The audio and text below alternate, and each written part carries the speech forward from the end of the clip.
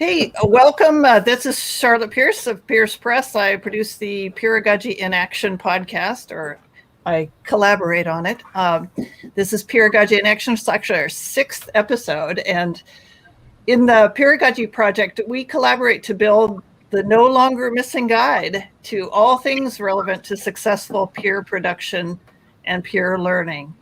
And the Peeragogy in Action live stream and video and audio podcast aims to provide an interactive space where participants and audience can explore the philosophies and concepts, contributors, people in the world of peer learning and peer production. We aim to keep the discussions informal and free-flowing with some kind of minimal guidelines. So we usually have 2 or 3 talking points.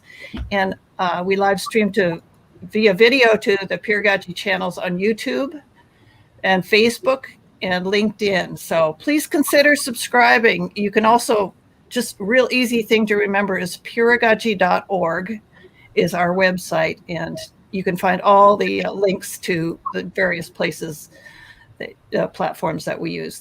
So please consider subscribing and participating in our future episodes. And I'm going to turn it over now to Joe Corneli, who is our host today, and I'm going to pop out and run the back end of things backstage. Thanks, Joe. Hi. Thank you. Hello. Yeah. Hi, I'm Joe, and I'm so excited to be on episode 6. That feels like a milestone, even more than 5. But the important thing today is to introduce Noorah and Amanda, who are our guests today. Let's say Noorah is, in Peeragogy terms, a newcomer to the Peeragogy Project and Peeragogy things. I've gotten to know her in an Emacs research group where we're using some of the ideas of Peeragogy. And Amanda is, I don't know, what's the opposite of a newcomer, an old-timer of the Peeragogy Project, who's been with us from perhaps the very start. If you look at some of these little icon up in the upper right, this looks like it's maybe got an Amanda signature on it. And really, Amanda has provided a lot of the visual DNA of the Peeragogy Project. If you ever put it on Google image search, you will find Amanda Lyons images there. So, and for example, Charlotte has one in her background if you're watching. On the other hand, some people are listening only, so you'll be really missing out. If you're only listening, do go visit visualsforchange.com in your own time, and you can see more of Amanda's artwork there. Yeah, what we're going to talk about today is visualizing life patterns. Oh, and by the way, there's an extra special guest with Amanda. Catalina is a real newcomer to the whole. This is her first podcast, so this is pretty impressive. But yeah, so obviously life has been developing for you, Amanda, in exciting ways. That's one of the interesting life patterns. Briefly to introduce Noorah, really, I should let you introduce yourselves, but Noorah, what I know about you is you're a PhD student in policy affairs in Texas. Do you want to say a bit more about what you're studying in your PhD? Yeah, hi, I'm a PhD student at the LBJ School of Public Affairs. So right now I study climate policies. So a lot to do with patterns, a lot to do with moving parts, and a lot of uncertainty and how we learn along the way. So yeah, and then I met Joe at an Emacs conference. So while using open source software to work together and just ease the research process. Thank you. Yeah, fantastic. Amanda, as I said a lot about your art, I would just also like to say we're going to have art from you throughout the thing. And I think one of the ideas was that you might do some drawings here live. I don't know if you can kind of multitask here with your 2 arms there and also show us any drawings. But do you want to introduce us a little bit to what we see around you as well? I see some paintings and drawings and baby all here. So how is it going there in the conditions of lockdown as an artist? You're based in New York still, is that correct? Yeah, I'm in Brooklyn, New York. Thanks, Joe. Yeah. So excited to be here. And I find art to be really healing and really necessary, particularly in this time, both as new mom and as just a human. I am playing a little bit via paper. We will see how much I can actually do this and that, and I might get some help with the little one at some point. But I am really all about helping people use visuals and use art in order to whatever it is, right? Solve problems, feel life more, understand life more, communicate. It's kind of a fill in the blank. So that's super. I'm really excited by this kind of mashup thing. I think I noticed some commonality. Speaking of patterns, I noticed that all of us actually have some art in the background. So I think all of us can, even though maybe not all of us will identify as visual artists, we can all identify with like having meaningful art in our lives. So that's very cool. So yeah, Charlotte, I'm popping in to say hi. So Charlotte, if you show us this topic one, the question we would like to open with, I think, is what do patterns, life patterns, look like or feel like? And here's some illustrations. There's a bubble, but yeah, what do the patterns in our life look like and feel like? And this little image here, for those on the video feed, is from Christopher Alexander with kind of these 15 properties of wholeness. So I don't declare that all life patterns must feel like that. Maybe roughness is an example. Life can feel rough sometimes.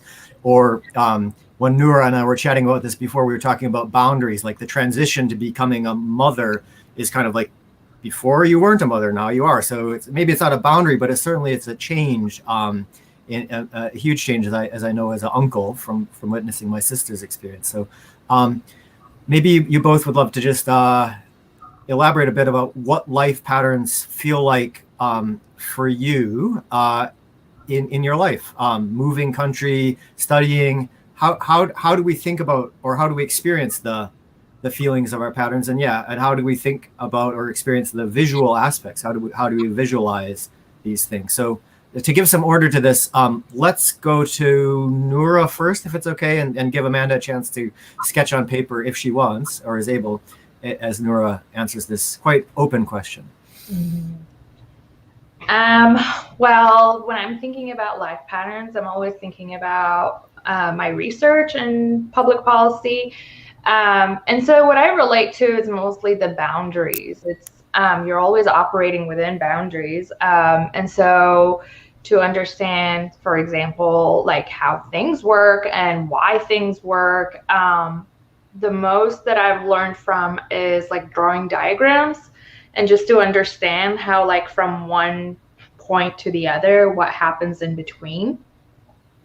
So that's how I think about it. But like when I looked at the picture that you showed of like Alexander's properties of wholeness, it made me think of something else as well.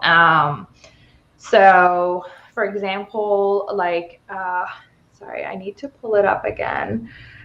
One of them with the boundaries is like, it looks like a map. So what is the inside and what is the outside? So that's something that is worth thinking about when we're drawing, like, you know, territories or things like that. So that's how I think about life patterns.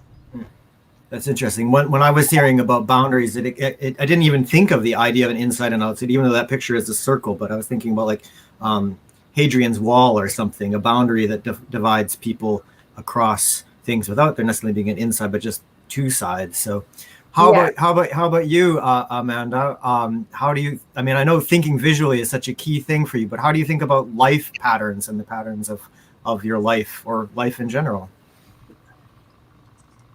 Yeah, so I think there's a couple things. I love sort of what you just said, and to piggyback off of inside and outside, Noorah, some of how I think about patterns are sort of seeing patterns, thinking patterns, feeling patterns, the handoff.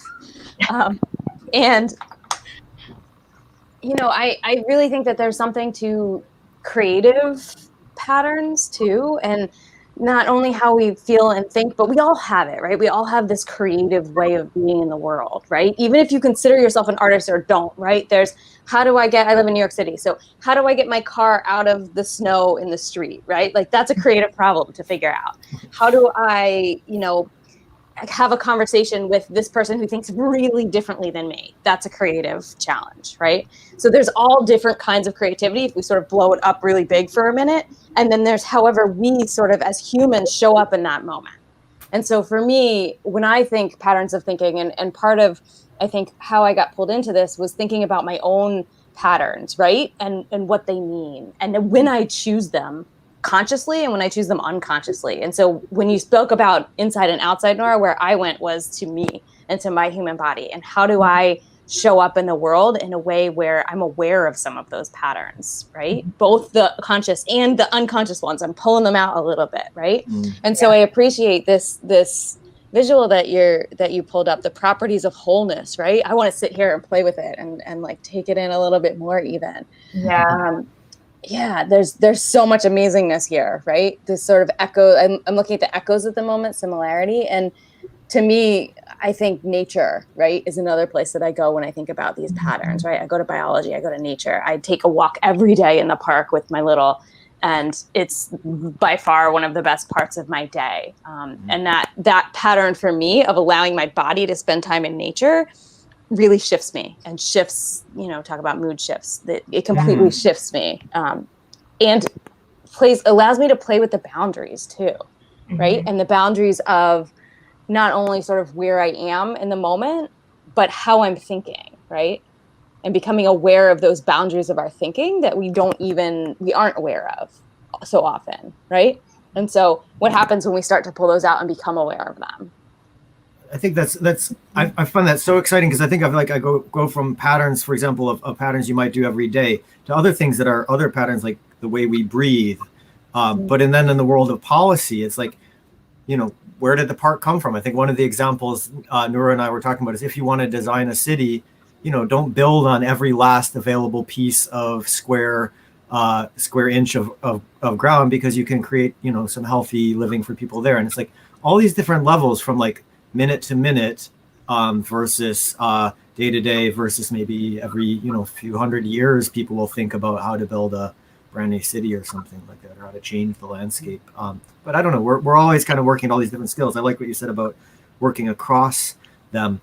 Charlotte, if you could flip ahead, I know we love these 15 patterns, and maybe we'll be able to come back into them again, but there's some other cool images ahead about shapes that might be fun to inspire some more thinking. There's the bubbles. There's this image of bubbles actually kind of getting little holes inside them as they're about to pop. And so it's tricky, life to an end. And we kind of have patterns of beauty and decay. I mean, like, we shouldn't necessarily look at patterns only as things that we like. We can get patterns of abuse or patterns of negative thinking. All kinds of things come in patterns. As you said, in New York, it's like there was what was that quote from the movie Soul, which I saw a while ago.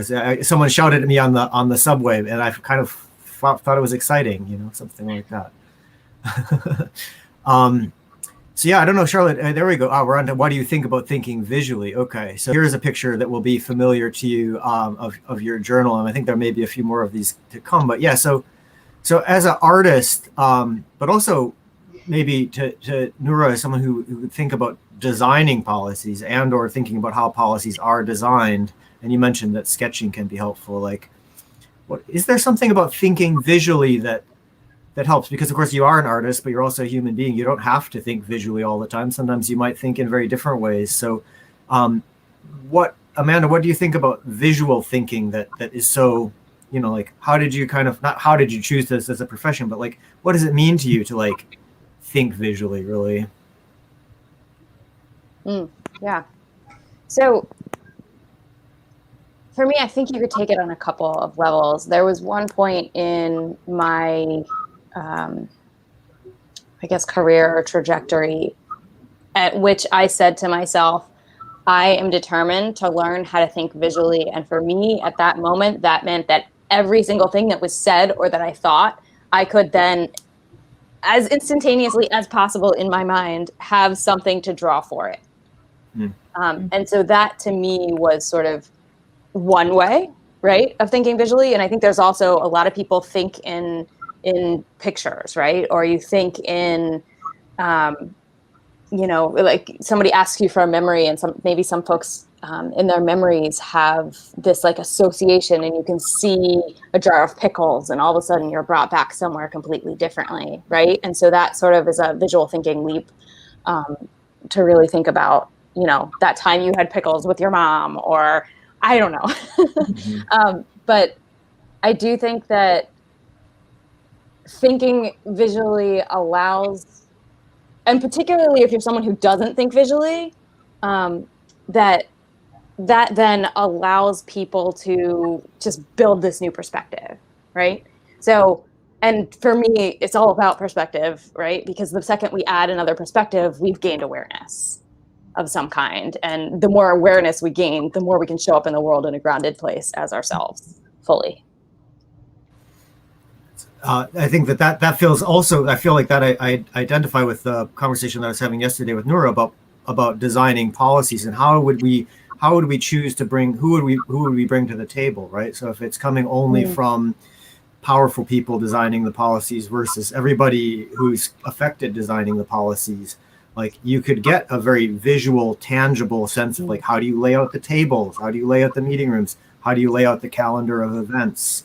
Even if you're not thinking of it as a visual artist, you may be thinking about it in terms of space or relationships. So Noorah, how does thinking visually impact you, or do you think when you think about it, you think in very different ways when you think about the kinds of stuff you do? As you mentioned, making diagrams, but maybe, again, I'm assuming that you're not a visual artist. Maybe you are in your hobby life, a visual artist. How do you think about things? How do you feel like you come to terms with these, the need to add, for example, different perspectives?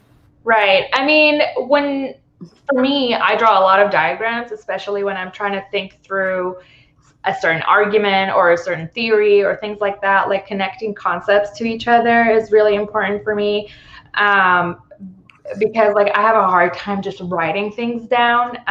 So it helps me to like first visualize how ideas are interconnected and then what goes on in between. But like lately I've been thinking, I'm like, am I like operating a lot within a certain boundary? And if so, what is the next boundary, or how do we shift it? I'm having thoughts about like between shifting boundaries and expanding boundaries. So like, how does that look? And then, so maybe if I shift a certain boundary, I could think of different concepts and how that could be imagined and like visualized. So. Oh, that reminds me that we had discussed about visualizing patterns, and we talked about wholeness. So we talked about, the initial image we had was an egg, a sense of wholeness of an egg. And you said, but what if this egg is actually more like a soap bubble and kind of morphs into a different shape? So it's like, it's still the same boundary, but now it's shifting and it's much more dynamic. And I think that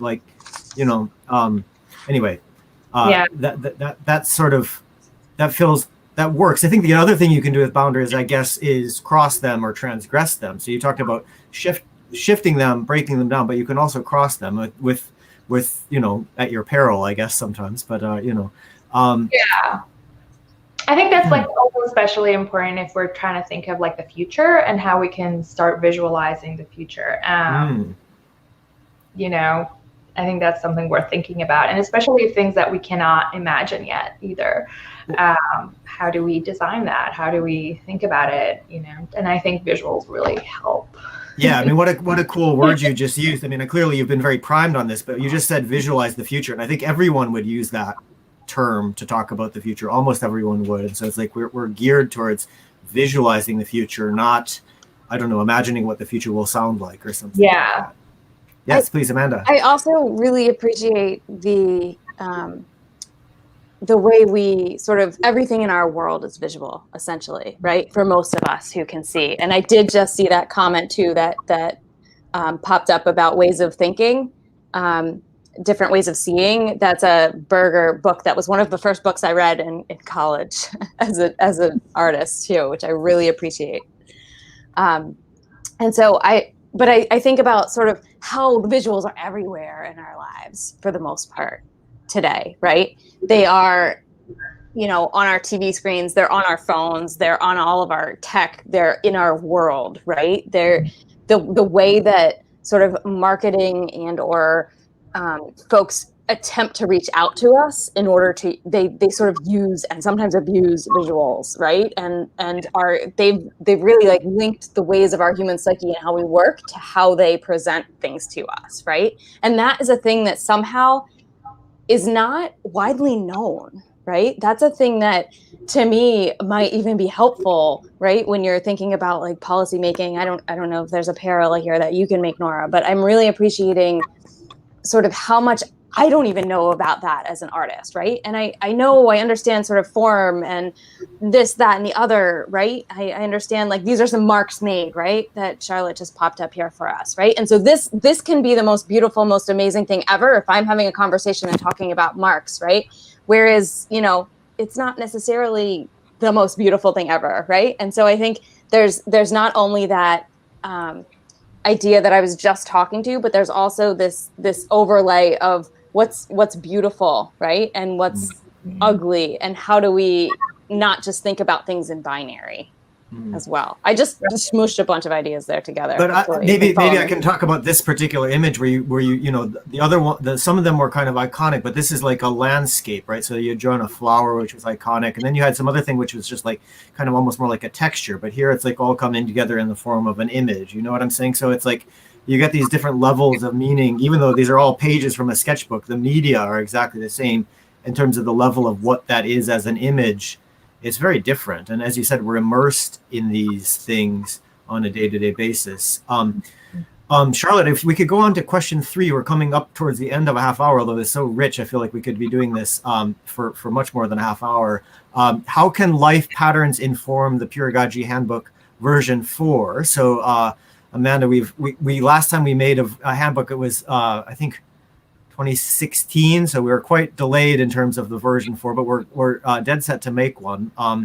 This image resonated to me with the one we just saw from your sketchbook. This is a painting of a bridge over a river, and the idea of this image as the iconic image was finding the road through a territory. So here the road is going over this. I suppose the river in this case could be a boundary between the left and the right banks. So there's a way across that boundary.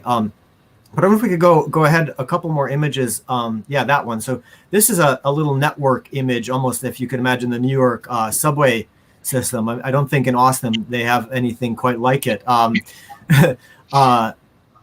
This is a kind of a map of where we're going, we could say, visually with the Peeragogy Handbook, with these different kind of areas. And so, the little blue part up in the top is kind of, you can imagine that being a bit like Brooklyn, or more like the Bronx, I guess. This is backwards, but like, you see what I'm saying? Like, you have these kind of neighborhoods, and the idea is to be able to move around the components and kind of recombine them. And so this is using some of the software tools that Noorah was alluding to, using some free software that helps us interact with and visualize indeed patterns at this level of content. So like, you can see here, this part looks like a little bit like a star, and that part looks a little bit more like a tangle. So it's like bringing a kind of visual way of thinking towards a medium of writing, and that's similar to but different from your and here's the one of the maintainers of the software that's kind of under the bonnet here. There's a nice conflation in representations between what is well expressed and what is beautiful, implying a level of visualness to the assessment of arguments.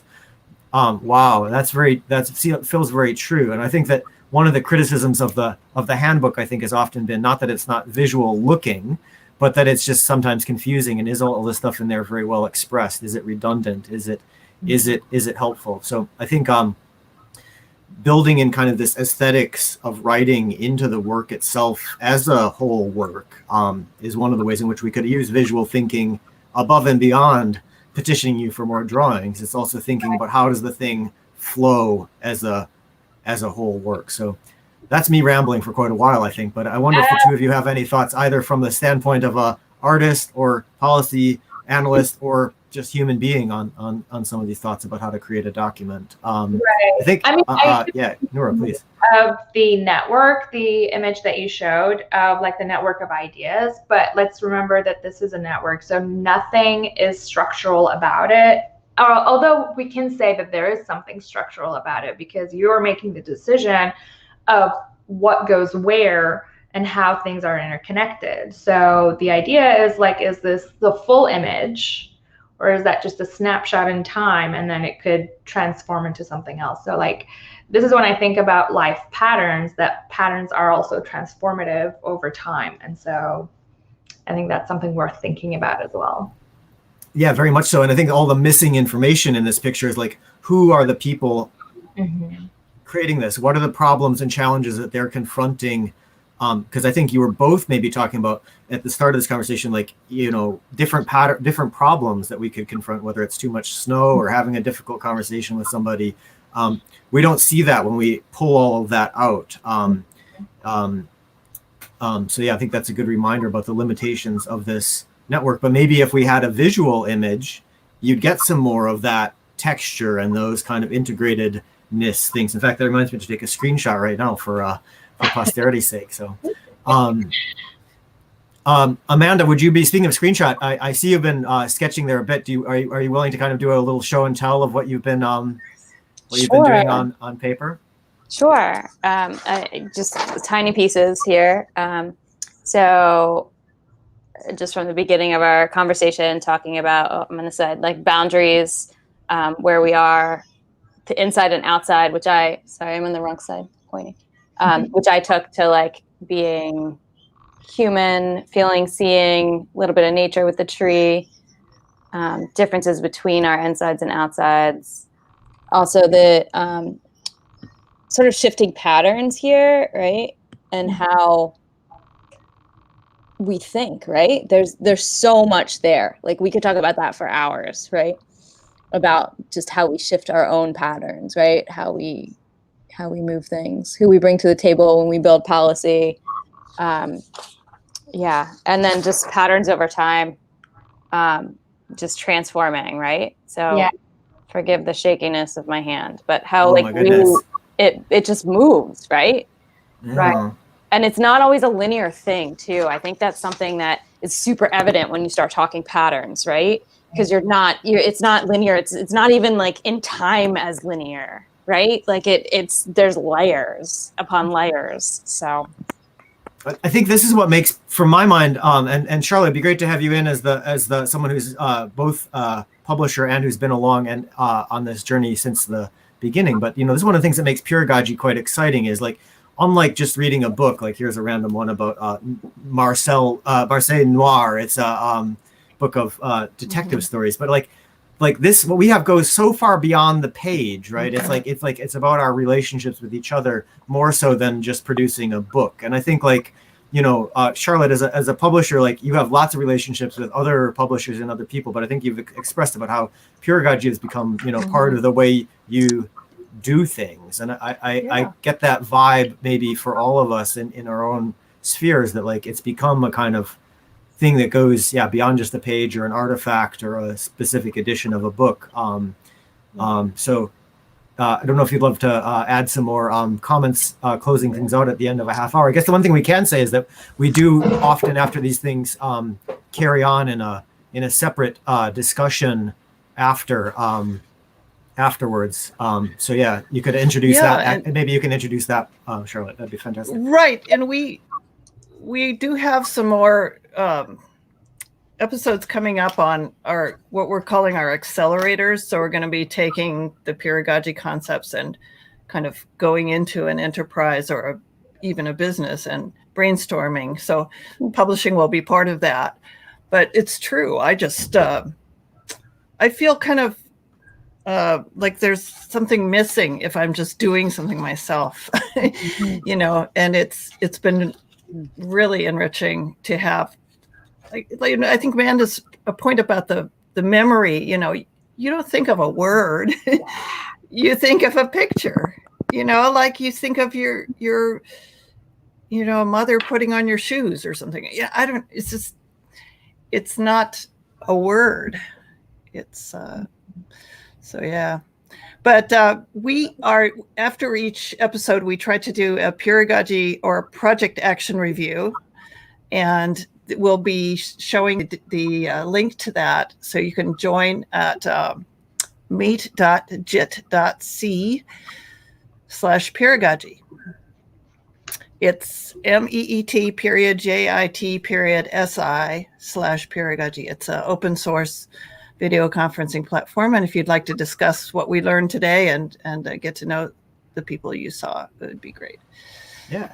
Thank you so much. Yeah, I think we're just about keeping this to half an hour. It says 29 minutes and 44 seconds. So I'll just take the opportunity to say this has been an exciting and really engaging podcast that I'm sure could have gone on for more than half an hour. So this has been only a taste of what's possible. But yeah, thanks so much for being here and for tuning in for those who watched.